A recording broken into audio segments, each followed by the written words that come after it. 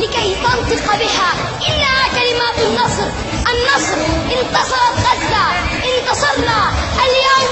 اليوم نحن في غزة انتصرنا، وغدا سننتصر في القدس، وبعد غدا إن شاء الله في كل فلسطين. نحرر فلسطين من رأس الناقورة وحتى أم الرشاش. سنحرر فلسطين. نقول لهم أنتم المختبئون في الملاجئ، نحن الأقوياء، نحن الأطفال. أنتم الذين رملتم نساءنا ويتمتم أطفالنا وقتلتم شيوخنا، ولكن رغم ذلك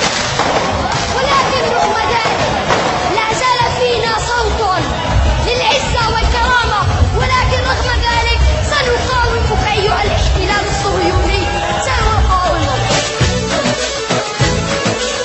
افهموها، أنتم في إيران، نحن الأقوياء، نحن وجود.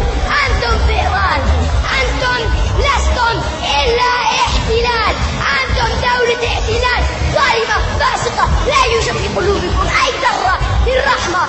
تقتلون الأطفال والنساء وكانوا يحملون صواريخ. بالطبع هكذا يا فخاي، كانوا الأطفال والنساء يحملون صواريخ. أنت كاذب، أنت وكل جيشك، أنتم كاذبون. أنتم ليس في قلبكم ذرة واحدة من الرحمة. أنتم أيها الفسقة الظلمة، أنتم يا أبناء اليهودية.